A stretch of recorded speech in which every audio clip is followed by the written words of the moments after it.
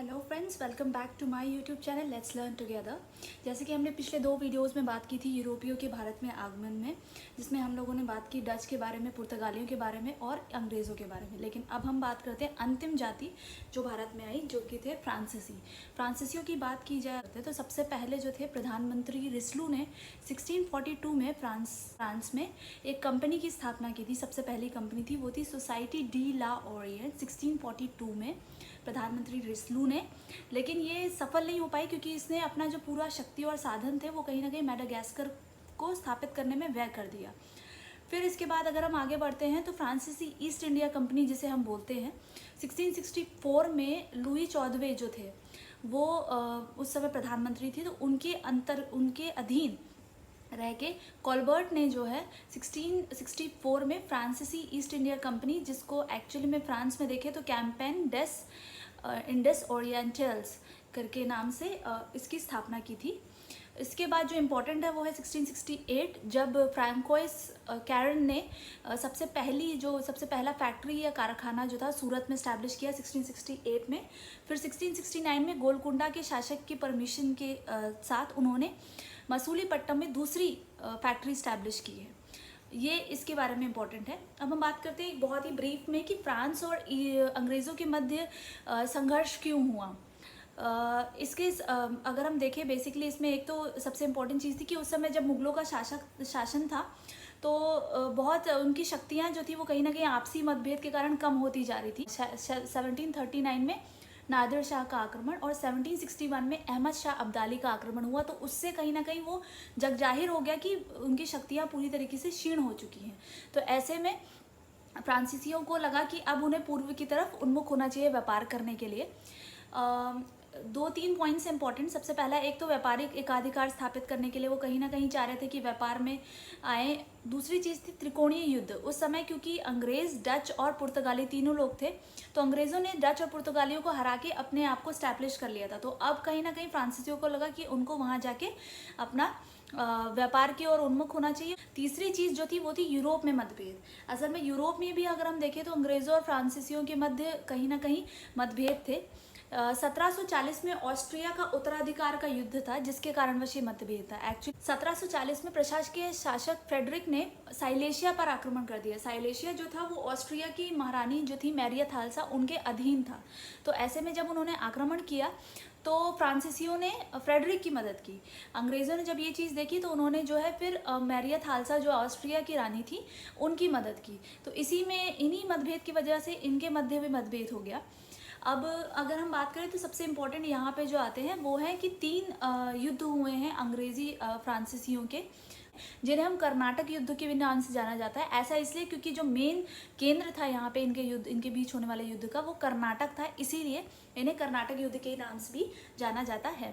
अब इसके अंतर्गत अगर हम बात करते हैं तो सबसे पहले प्रथम कर्नाटक युद्ध की बात करें तो प्रथम कर्नाटक युद्ध के अंतर्गत हम देखते हैं कि 1742 में एक बहुत इंपॉर्टेंट घटना हुई है। वो है फ्रांस ने डुप्ले को गवर्नर बना के जो है नियुक्त करके भारत में भेजा है। इस समय कर्नाटक की स्थिति, राजनीतिक दशा की बात करें तो उधर पे नेगापट्टम था जहाँ पे डच थे, पौंडीचेरी में फ्रांसीसी थे और मद्रास में अंग्रेज़ थे। अब हम बात करते हैं कि युद्ध क्यों हुआ। असल में अंग्रेज़ी जो बेड़ा था, अंग्रेज़ जो थे वो फ्रांस के विरुद्ध युद्ध कर मकसद से अपना एक जहाजी बेड़ा भेजे थे उन्होंने। लेकिन क्या हुआ था कि उनका जो हेड था या लीडर था जो उस जहाजी बेड़े का, वो बार्नेट, उनकी बीच में ही मृत्यु हो गई। तो ऐसे में वो आक्रमण नहीं कर पाए। और उस दौरान अगर हम देखें तो फ्रांसीसी बिल्कुल तैयार नहीं थे। डुप्ले कहीं ना कहीं सहायता का वेट ही कर रहे थे उस समय।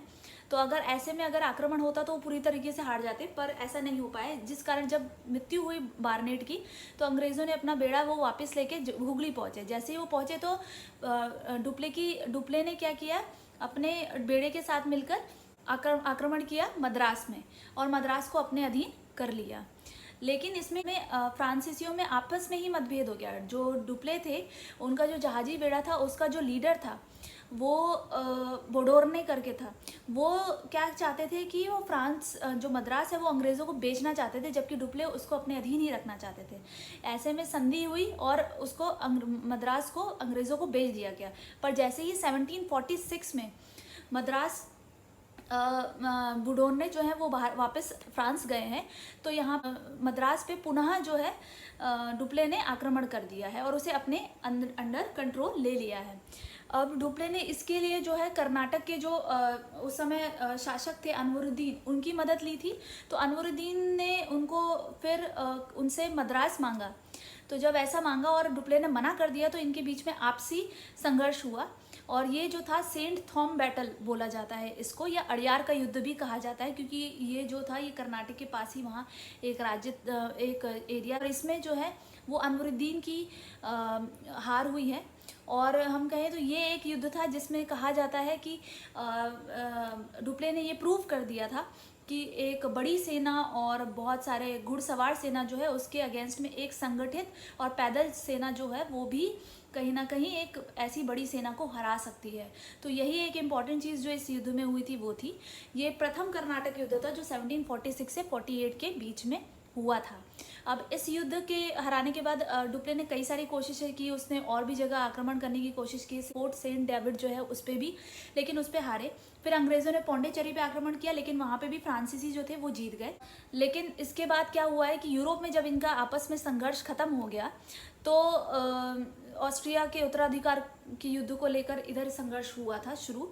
तो जब ऑस्ट्रिया यूरोप में ये संघर्ष खत्म, एक्स-ला-चैपल संधि जो थी उसके द्वारा युद्ध समाप्त किया गया, जिसके तहत मद्रास अंग्रेज़ों को वापस दे दिया गया और अमेरिका के कुछ लुइसबर्ग के आसपास के जो प्रदेश थे वो कुछ देकर फ्रांसीसियों संतुष्ट कर दिया गया। तो इस प्रकार से ये प्रथम युद्ध था जो 1746 से 48 के बीच में समाप्त हो चुका है। फिर से एक बेस अभी द्वितीय युद्ध जो है 1749 से 54 के बीच में, इसको समझने से पहले हमें थोड़ा सा कर्नाटक की जो राजनीतिक दशा थी उस दौरान वो समझना बहुत ज़रूरी है।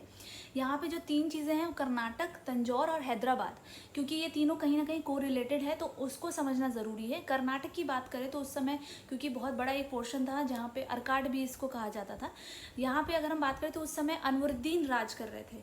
लेकिन क्या था कि उससे भूतपूर्व जो थे वो दोस्त अली थे जो राज कर रहे थे, जिनकी मृत्यु हो चुकी थी। तो ऐसे में उनका जो पुत्र दामाद था जो चंदा साहब, वो भी राज करना चाह रहा था और गद्दी प्राप्त करना चाह रहा था। उसने क्या किया कि हैदराबाद में भी एक दावेदार थे मुजफ्फर जंग, तो उनसे मदद मांगी और डुप्ले से मदद मांगी कि वो उनको गद्दी में बिठाने में मदद करे, जिसके बदले में ऑब्वियसली डुप्ले को बहुत सारी सहायता मिलती।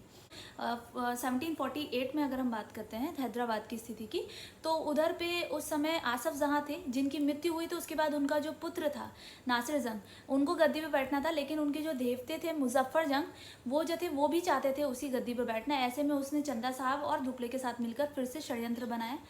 तीसरा था तंजौर, तो तंजौर में अंग्रेज़ों ने शाहजी जो थे मराठे थे, इनकी मदद से शाहजी को गद्दी पर बिठा रखा था। तो तंजौर में बेसिकली शाहजी का ही कंट्रोल था। अब नेक्स्ट टू दिस कम्स की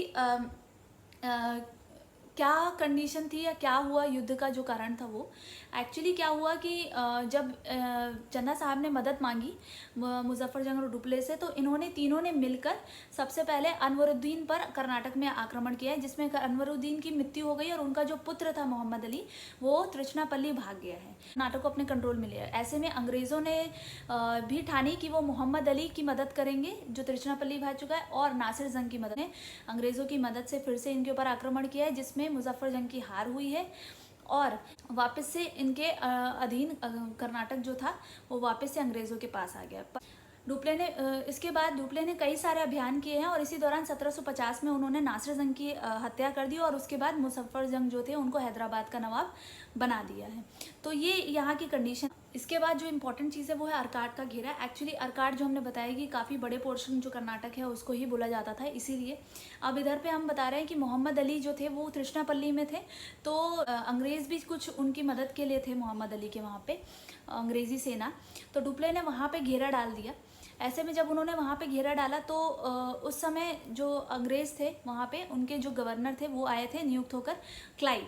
तो क्लाइव ने एक बुद्धि लगाई। क्लाइव ने क्या किया कि यहाँ पे जाके कर्नाटक में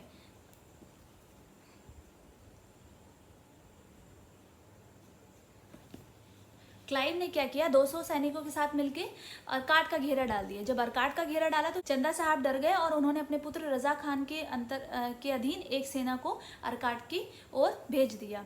ऐसे में क्या हुआ कि एक सेना को भेजने की वजह से वहाँ उनकी शक्ति कम हुई और अंग्रेज़ों ने अपने आप को वहाँ पे सुरक्षित कर लिया, अपने आप को फ्री करा लिया। उस तरह से अगर हम कहें तो ये एक बहुत बड़ा कहा जाता है कि क्लाइव का एक दिमागी रूप से अगर हम देखें तो बहुत बड़ी सफलता थी और इस तरह से ये अरकाट का घेरा आया। अब हम बात करें इसके बाद डुप्ले ने कई सारी कोशिशें की, उसने कई बार मतलब आक्रमण किया और कई बार वो कई क्षेत्रों को अपने अधीन करने की कोशिश की, लेकिन क्या हुआ है कि उनको हार मिली। फिर उन्होंने संधि करने की भी कोशिश की पर सफलता नहीं मिली।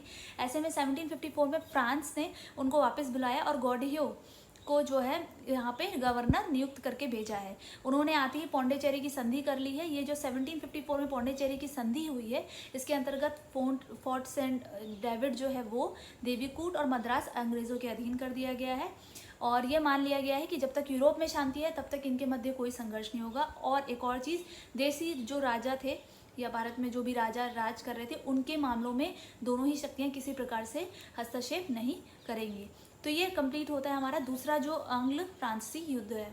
तो इस प्रकार कर्नाटक का द्वितीय युद्ध हुआ 1749 से 54 तक। बात करते हैं कर्नाटक तृतीय युद्ध या एंग्लो फ्रांसीसी जो तृतीय संघर्ष था उसकी, जो था 1758 से 1763 तक। इसके अंतर्गत हम बात करें तो यूरोप में एक्चुअली 1756 में सप्तवर्षीय जो युद्ध था वो शुरू हो चुका था उसके, तो यहाँ पे भी एंग्लो फ्रांसीसी संघर्ष होना वाजिब था। दूसरी चीज़ जो थी इम्पॉर्टेंट वो है कि यहाँ पे 1758 में काउंट डी लाली को गवर्नर नियुक्त करके भेजा गया था, फ्रांस ने भेजा। वो बहुत ही उग्र स्वभाव का था और वो जो था उसको एक्चुअली भेजा गया था अंग्रेजी व्यापार को नष्ट करने के लिए, लेकिन वो कहीं ना कहीं युद्ध करने में विश्वास रखता था। और 1758 में लाली ने क्या किया है कि फोर्ट सेंट डेविड जो था उस पर आक्रमण करके उसको अपने अधीन कर लिया है।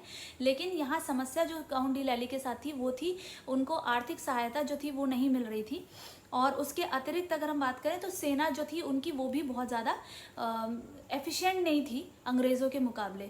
उन्होंने कई बार कोशिश की है कई जगह पे युद्ध करने की पर उनको विफलता ही मिली है। ऐसे में एक और जो इम्पॉर्टेंट चीज़ थी इसके अंतर्गत वो थी तंजौर विजय, जिसको करने की भी उन्होंने कोशिश की तंजौर पर आक्रमण करके, लेकिन उसमें भी उनको विफलता हाथ लगी है। 1760 में फाइनली क्या होता है, अंग्रेज़ों के सर आयरकूट थे जिनके अधीन वांडेवाश नामक एक युद्ध हुआ है, वांडेवाश नामक जगह पे, जिसे फिर वांडेवाश युद्ध ही कहा जाता है, जिसके अधीन क्या हुआ, इस युद्ध में उनको बहुत ही भारी विफलता हाथ लगी है। इसके बाद पौंडीचेरी जो था वो अंग्रेज़ों के हाथ आ गया और अंग्रेज़ों ने 1761 में इस पौंडीचेरी की किलेबंदी जो किया हुआ था फ्रांस ने उसको पूरी तरीके से नष्ट कर दिया है। 1763 में फाइनली संधि होती है, पेरिस की संधि या ट्रीटी ऑफ पेरिस कहा जाता है, जिसके अंतर्गत पौंडीचेरी जो था वो वापस कर दिया गया है फ्रांस को। तो ये जो थे वो ये कंप्लीट 3 जो एंग्लो फ्रांसीसी संघर्ष हुए हैं वो है। तो इस प्रकार से ये जो यूरोपियों का भारत में आगमन है वो यहाँ पे समाप्त होता है। तो 3 युद्ध थे, पहला युद्ध 1746 से 48, दूसरा था 1749 से 54 और तीसरा था 1758 से 1763। सो ये टॉपिक हमारा ख़त्म होता है। अगर आपको मेरा वीडियो पसंद आया हो तो प्लीज़ चैनल को मेरे सब्सक्राइब कीजिए, वीडियो को लाइक कीजिए। Thank you.